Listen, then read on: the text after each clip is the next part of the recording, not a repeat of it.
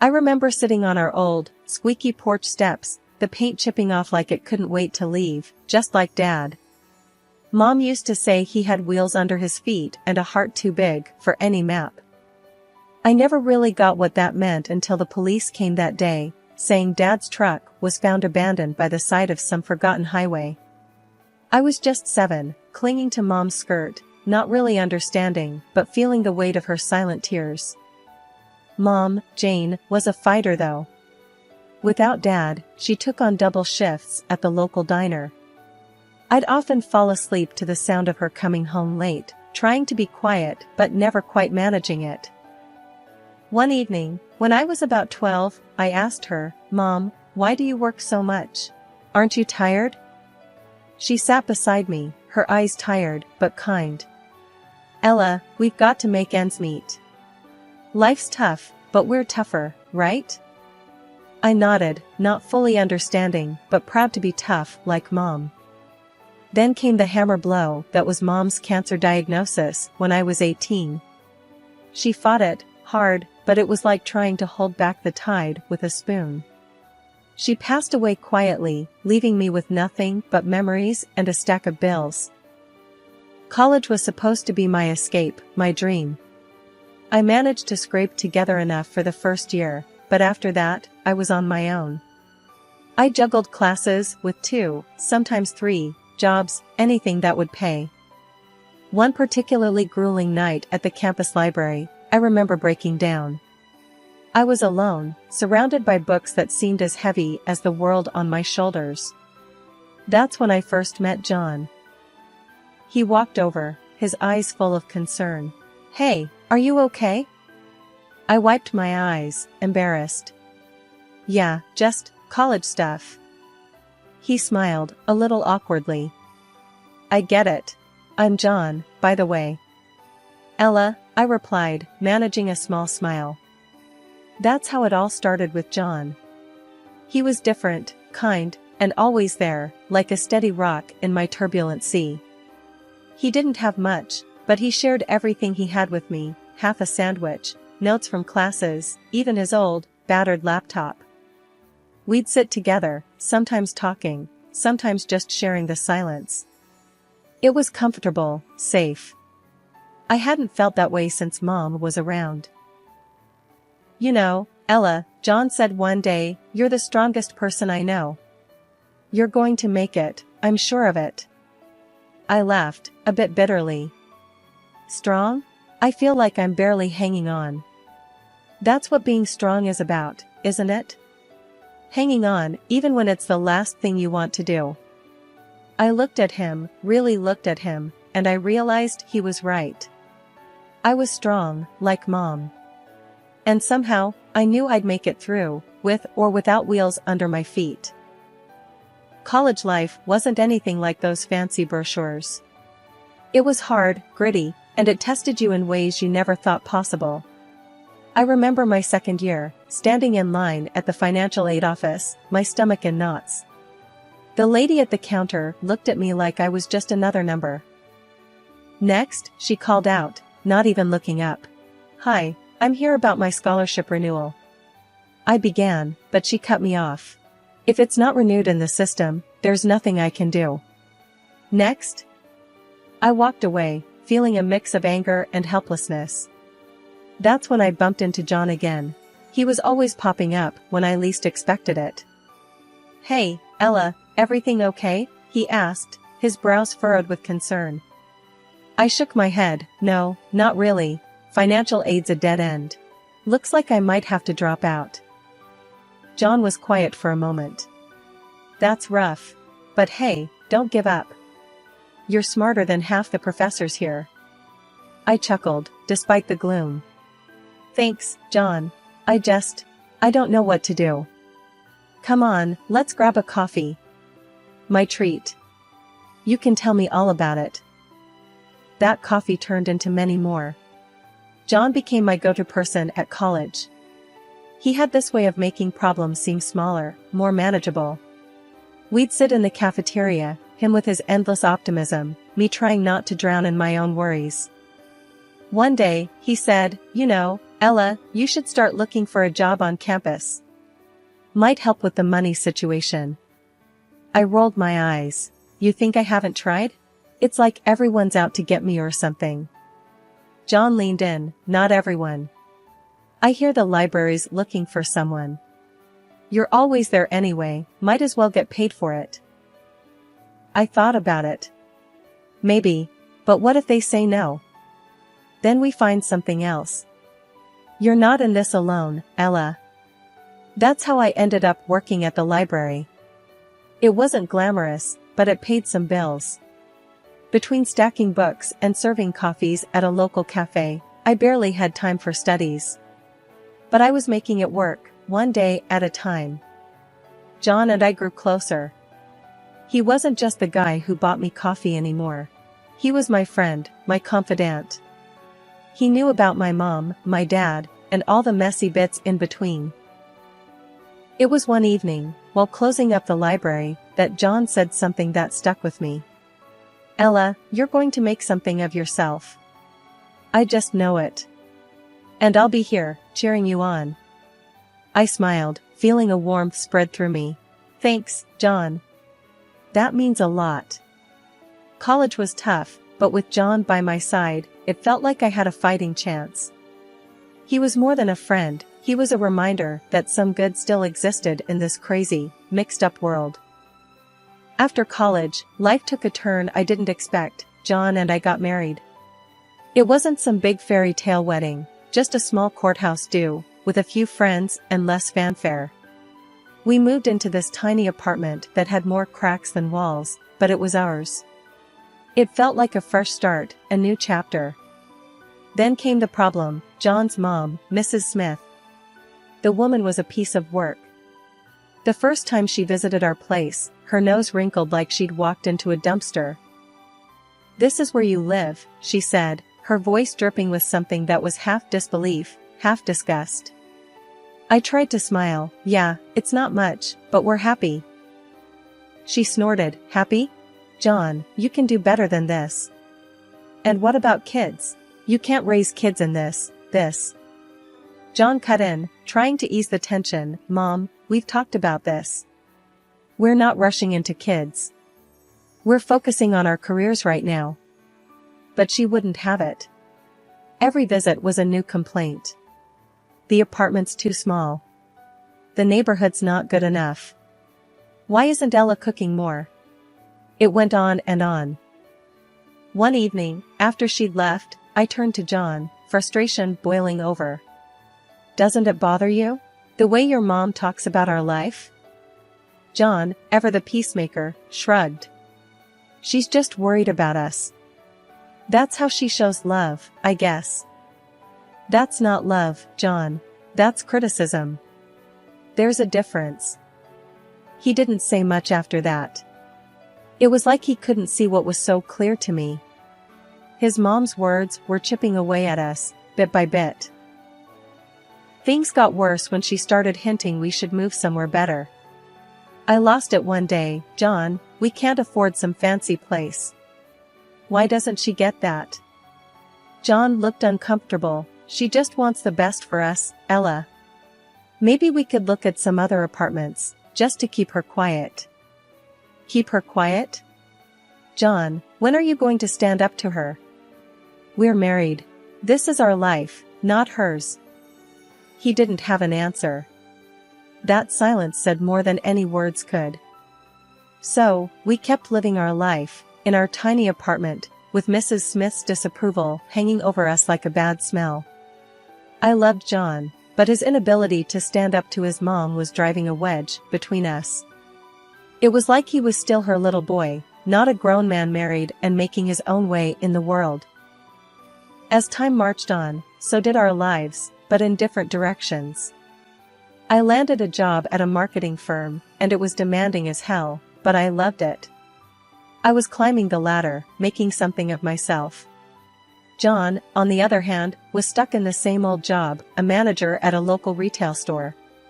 He seemed okay with it, but I couldn't understand why he didn't want more. One night, I came home late, exhausted but buzzing from a successful project. John was on the couch, glued to some TV show. I flopped down beside him. You won't believe the day I had. We landed the big account. John grunted, "That's great, Ella." I frowned, looking for some enthusiasm. "Aren't you happy for me?" He turned, a bit annoyed. "Of course, I am. It's all you ever talk about. Work, work, work." I sat up, stung. "Well, sorry for being passionate about my career. What do you want me to do? Be like you, satisfied with just getting by?" He shot up. "What's that supposed to mean?" "It means, why don't you want more, John? Why are you content just being this?" He didn't answer, just stormed off to bed. I stayed on the couch, fuming and hurt. The tension spilled over into everything. Even simple conversations turned into minefields. Then came the day when John dropped a bombshell. He wanted us to move to a bigger place, something more befitting our status. I stared at him like he'd grown a second head. Befitting our status? "John, we can't afford a fancy place. We're doing fine here." He was insistent, "But we can't live like this forever, Ella. And my mom keeps saying." I cut him off. "Oh, so it's your mom again? When are you going to stop listening to her and start living for us?" John's face turned red. "I'm thinking about our future, Ella. Maybe you should too." That hurt. It felt like he didn't see all the hard work I was putting into building that future. It was like we were on different planets. In the end, we did move to a house that cost us a whopping 12 grand a month. I could afford it, but it was a stretch. John seemed happier, but every time I wrote that rent check, I felt a part of me scream in protest. We were living in a house that was too big, with a gap between us that was growing wider. I lay awake most nights, wondering how we got here. Was it the money? The jobs? Or had we just changed too much? Just when I thought things couldn't get more strained between John and me, life threw a curveball. John's dad fell seriously ill. It hit John hard. They were close. Overnight, our already fragile routine got upended. One evening, after a particularly rough visit to the hospital, John slumped into a chair, looking like the world was on his shoulders. "Dad's not doing good, Ella. The doctors, they say he needs constant care." I sat beside him, trying to be the supportive wife. "I'm so sorry, John. Maybe we can get a nurse to help?" He shook his head, his eyes distant. "No, I've been thinking. I'm going to take care of him. I'll quit my job and move in for a while." I was stunned. "Quit your job? John, are you sure? What about our bills, the rent for this place?" He snapped, "This isn't about money, Ella. It's my dad. I need to be there for him." I understood, I really did, but the practical side of me was screaming. "And I get that, John, but we need to think this through.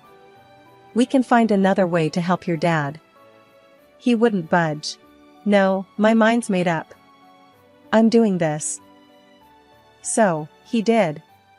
John moved into his parents' place, leaving me alone in our big, empty house. Days turned into weeks.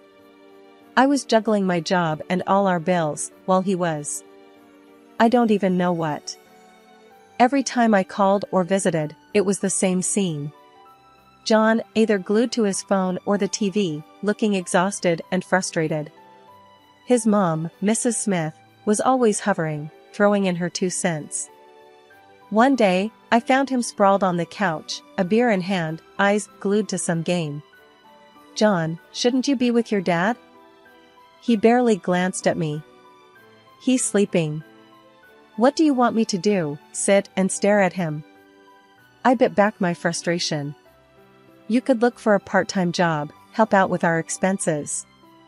That got his attention. He sat up, angry. "Really, Ella? You want me to work now? While my dad's lying there dying?"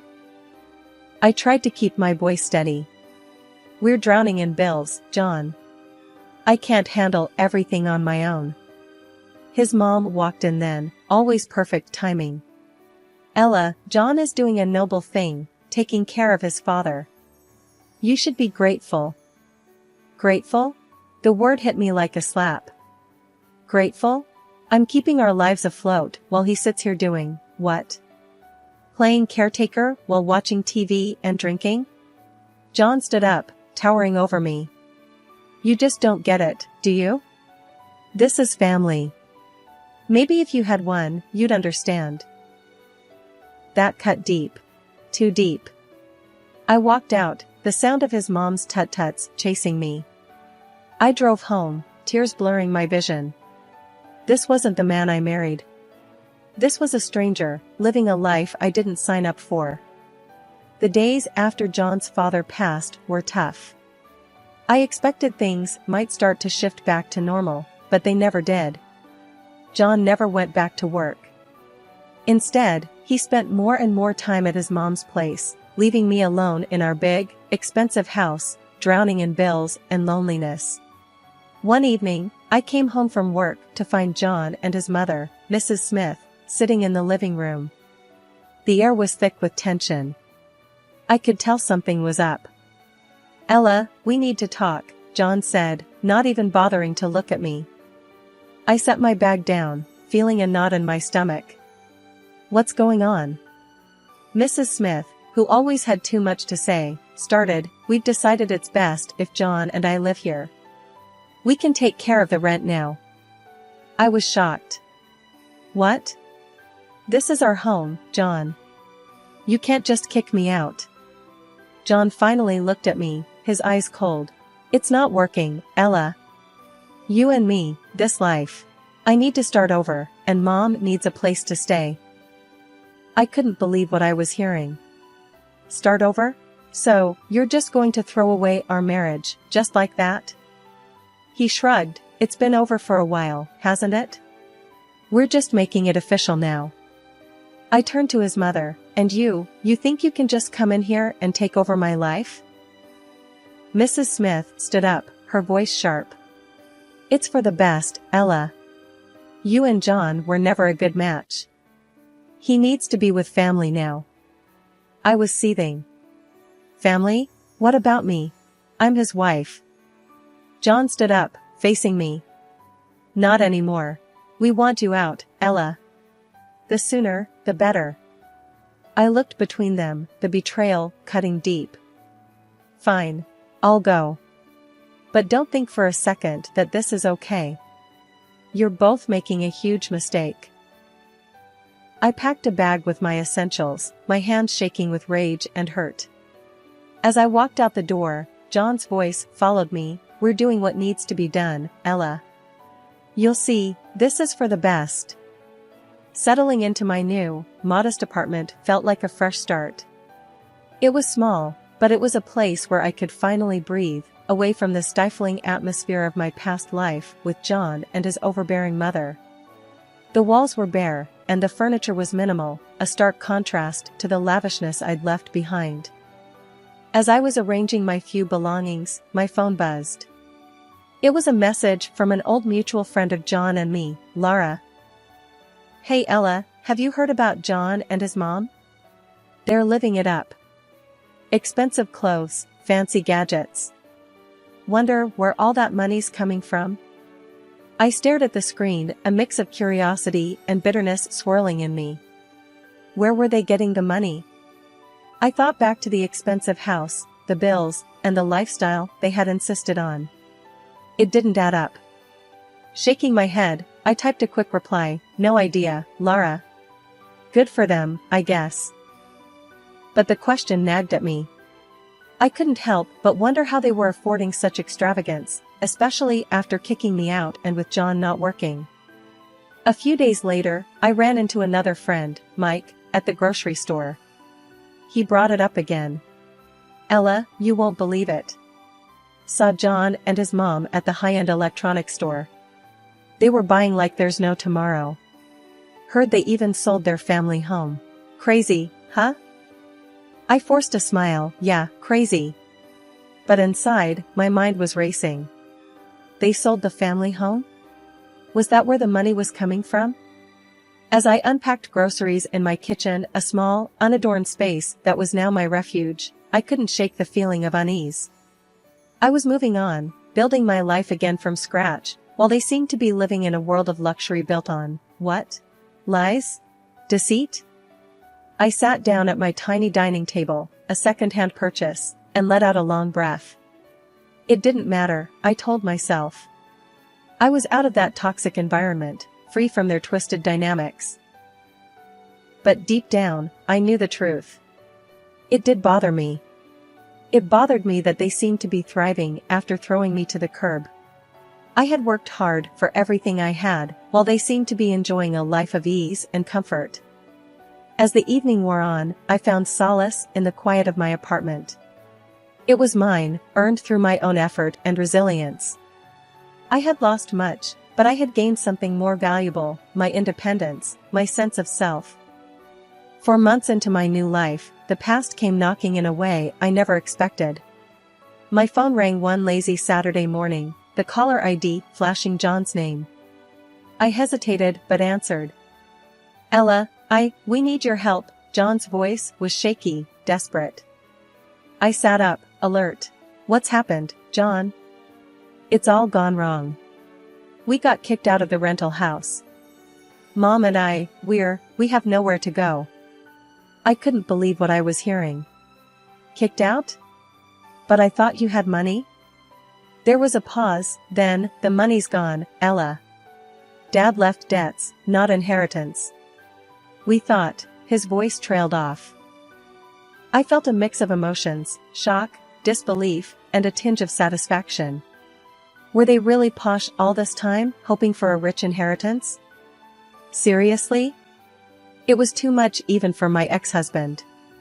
So, what do you want from me, John? We were wondering if, maybe we could stay with you, just for a while, until we sort things out. I laughed, a short, bitter sound.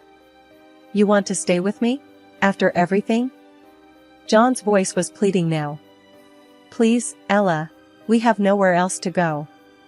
Remember the good times, can't we just? I cut him off. Good times? John, you and your mother threw me out of my own home. You can't just come crawling back now that things are tough. He was silent for a moment, then, I know I messed up, Ella. I'm sorry. We're just really desperate. I took a deep breath, my decision clear. John, I've moved on. I've built a new life, and there's no place for you or your mother in it. You need to figure this out on your own. But Ella. No, John. It's over. You made your choice, now live with it. I hung up, my heart pounding. I felt a surge of empowerment, mixed with a twinge of sadness. John, the man I once loved, was now just a voice on the other end of the phone, a reminder of a life I had left behind. Later, Laura called me. I heard about John and his mom. Are you okay? I smiled, feeling a sense of peace. Yeah, I'm more than okay. I'm free, Laura. Truly free.